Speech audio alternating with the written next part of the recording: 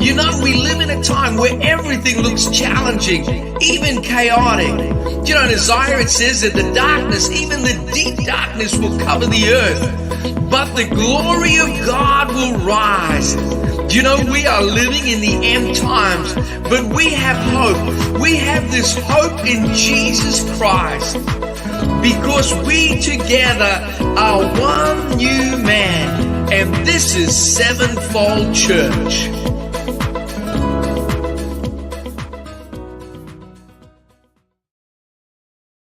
Hello and good evening. This is Pastor Chris, and you're with Sevenfold Church.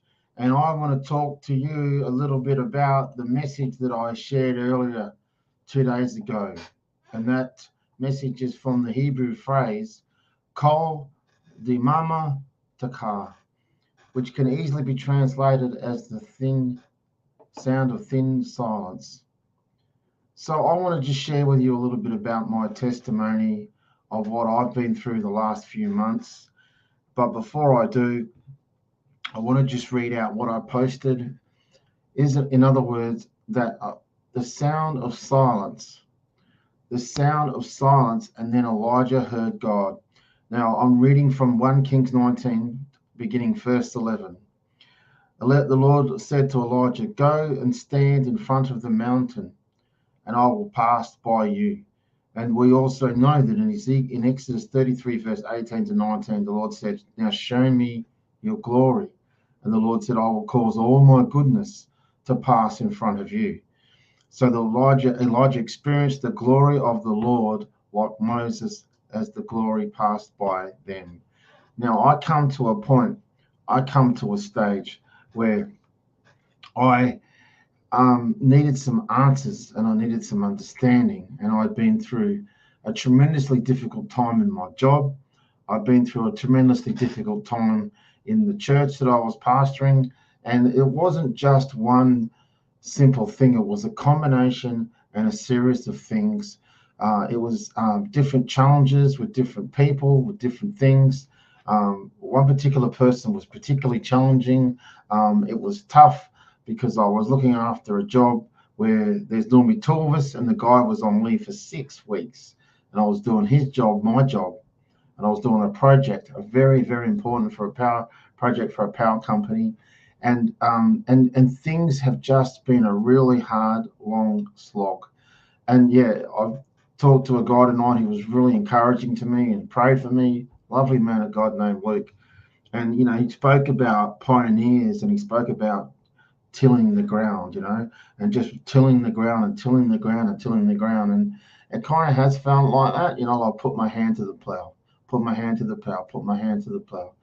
And I've just been like, Lord, where's the people? Where's the answers? Where's the provision? I've been pouring into this, and it's just hard, folks. It's just hard. But I want to tell you why. I want to tell you the why.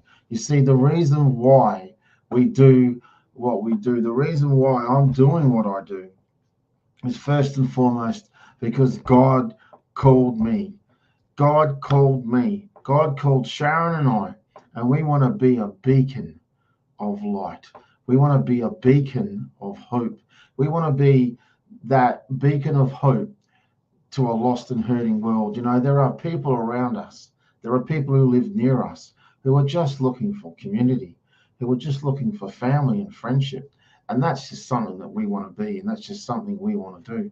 And it's just hard, folks. It's just difficult. It's just really, really tough, because we're still not seeing much. We're still not seeing much at all. We've been doing this full-on hard slog since October last year. We've been meeting in this hall. We've been praying. We've been trusting God. We've been trusting God. We've been trusting God. We've been praying and praying and praying for co-laborers. We've been praying for couples to join us. We've been praying for people to join us to co-labor with us. We've been praying for a team to form around us. We want to reach out to the young people. We want to reach out to the married couples. We want to reach out. We want to build a community. And we haven't hardly seen anything. And I've been poured hundreds of dollars into Facebook ads. I've done events, and I'm not going to get on here and just say everything's super fantastic. But I do trust God, because I believe that the answers are coming. I believe that he's with us. And I'm talking to you now, and I'm sharing with you from my heart, because last year and the beginning of this year, I went to a place called Medora Bay Lookout Hill. And I'll never forget this, because when I went up there with my friends, Gary Middleton and Phil from another church called Holy Ground Ministries, and we blew the shofar. Well, they did. They blew the shofar. And that was the shofar was an announcement. That shofar was an announcement that we were beginning to be a light on a hill. Because the word the Lord gave me was to be the light on the hill. And that's why we meet Medora Bay Hill. We want to be home church in the hall. We just want to be a home church. We want to be a community. We want to be family. So I just really wanted to share this as a testimony, because I came to an experience, I came to a part where I just simply burnt out. I was doing so much at work. I was doing so much with doing church and with ministry, because I have been zealous. I have been passionate. I have been all in for God. And I've been all in for God. And I've just been so burdened by the brokenness that's around me, and so burdened by the how do I put this? The oppression that's around me. There was just so much hopelessness. There was just so much brokenness. There was just so much addiction around me. There were just so many people battling with addiction, even in Medora Bay. There were just so many people who just are lonely and who do not know what it means to have family. And I'm just like, Lord, where are they? Where are they? Where are they? But as my friend Arlene preached at the church, the timing of God is perfect. He's not late and he's not early. He's always on time. So Sharon and I, we just trust in God. He'll bring the right people at the right time. People who want to help, people who want to serve, people who want to be committed, people who want to be part of what we're doing, people who want to help and serve and help us, and I still believe that God wants us to be that voice, to be that authentic voice of hope and love, because the thing the Lord reminded me about, the thing that the Lord really showed me about yet again from the story of Elijah, was that he had spoken to me about distractions being removed. I just was amazed at how this happened. I literally watched as the Lord just began to just step into my life, and inexplicably, I feel like through even doing too much, even through being burnt out, the Lord was able to get my attention. The Lord was able to really bring me to that point where there was just no distractions. There was just no distractions at all.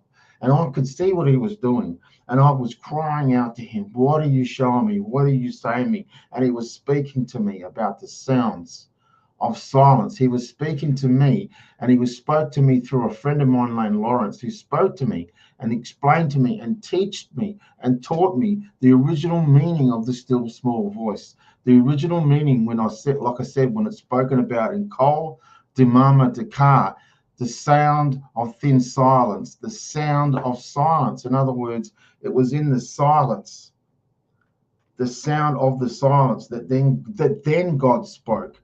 But first, before God speaks, there's silence. There's no distraction. There's no. It wouldn't even let me wouldn't even let me do anything on social media except a couple of posts here and there, because I just knew. I knew he was trying to get my attention, and he was trying to show me something, and I didn't know what it was, other than I could tell that the Lord was restoring me.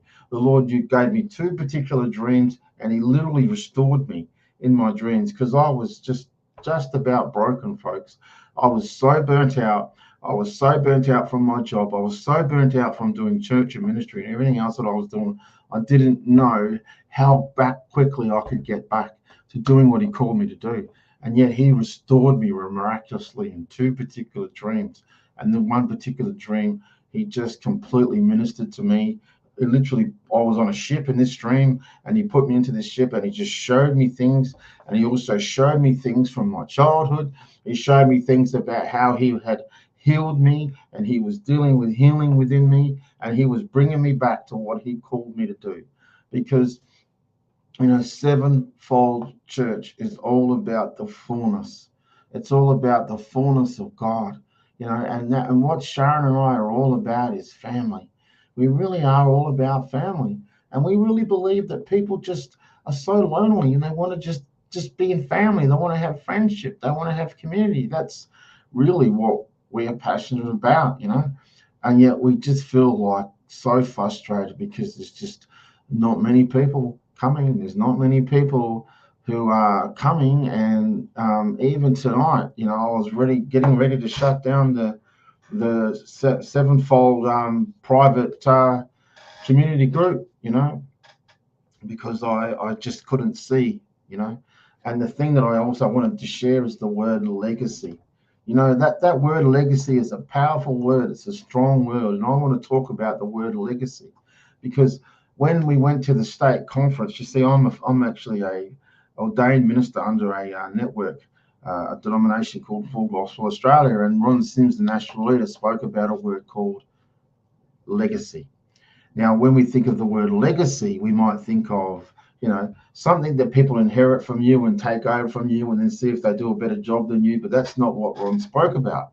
And this is a significant word to me, and this was an interesting word to me, because if you look at the life of Elijah, you look at the ministry of Elijah, you look at the calling of Elijah, and you look at what Elijah as a prophet was called to do, right?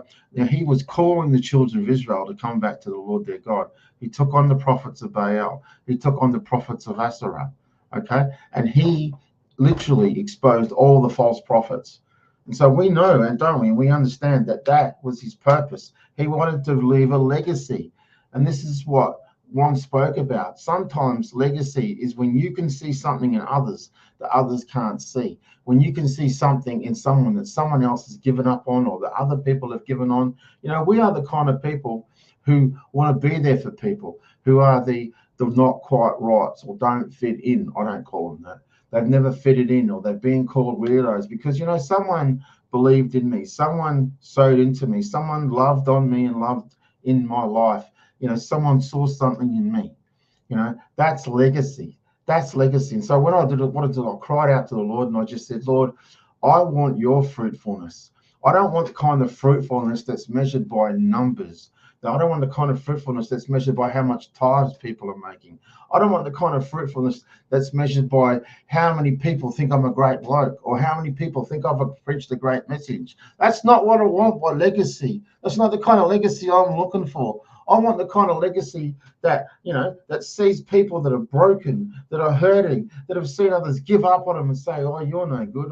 Who would want to give you the time of day and be able to see them with the love of Jesus, be able to see them with the eyes of Christ and be able to see who they are in the Lord, and be able to encourage them and be able to pray for them, especially men. Men who are just not willing to open up, or men who are just doing it tough, men who don't even know what it's like to have other men believe in them and someone they can depend on. Like I've got a heart and a passion to help and encourage men.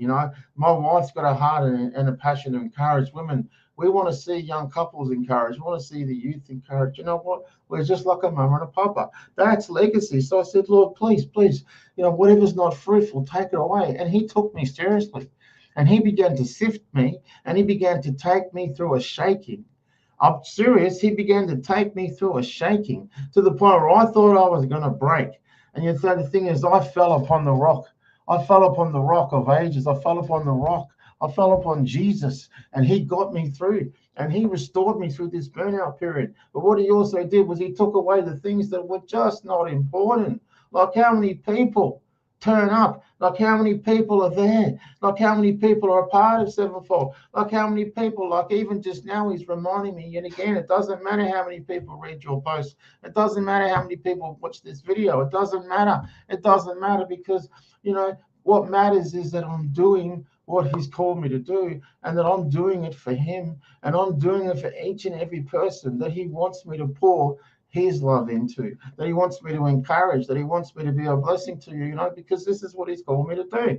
I've negotiated with God, and he doesn't listen, because I've said to him quite a few times, you know what, if it's not working out, no stress, I'll just join another church, I'll bless another pastor, I'll serve another church. And he's going, no, I've called you to start Sevenfold.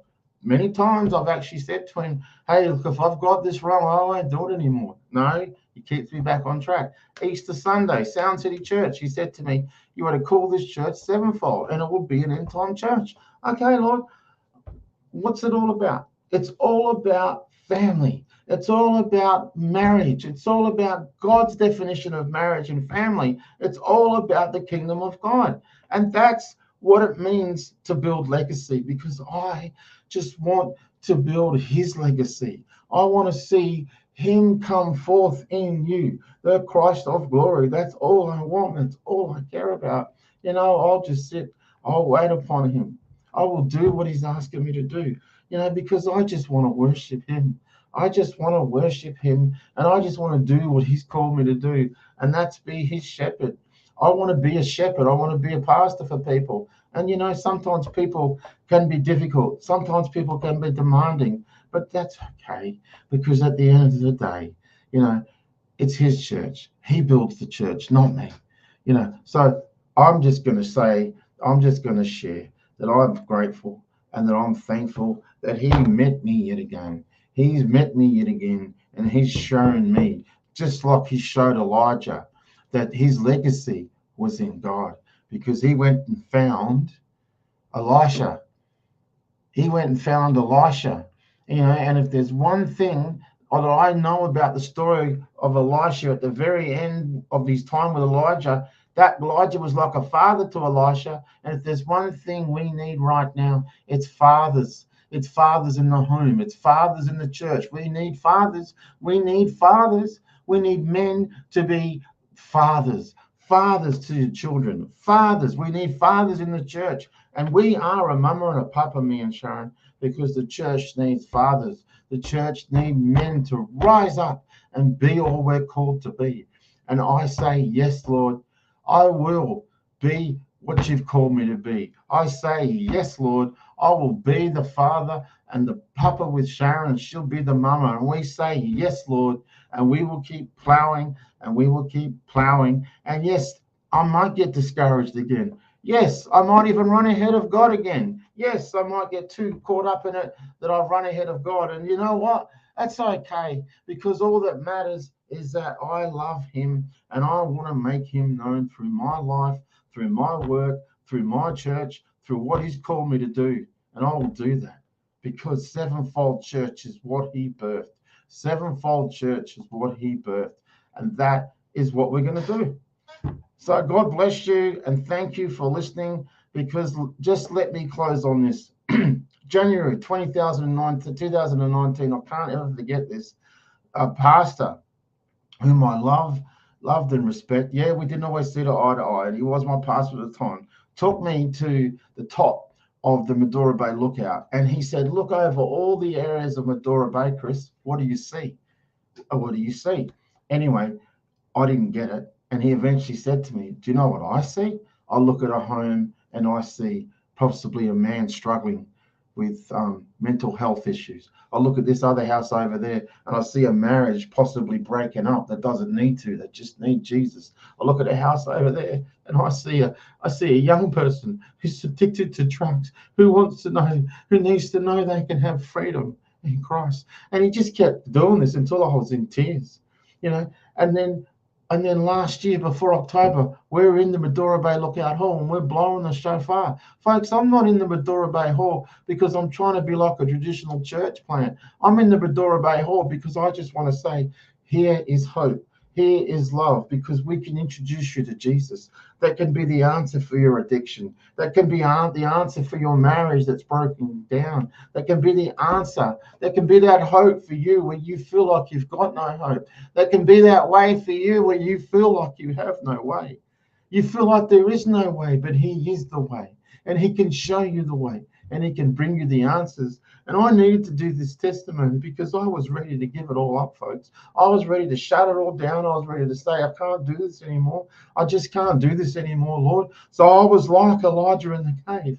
And he was like, what do you want? What are you here for? Why are you at this point where you want to give up? Why are you at this point where you want to quit? What do you need? And so I just cried out to him. I need your answers. I need you to show me the way. And what he did is he reminded me of what he's brought me from. He reminded me of why I'm here. And he reminded me that Sharon and I are going to be that beacon of light, are going to be that beacon of hope. We haven't got all the answers, folks, but we know the one who does, and we can introduce you to him, and that's all we're going to do, and that's what we're going to be about. And I'm just going to say, thank you, Jesus, for this reminder that you are all that we need. God bless you. Bye for now.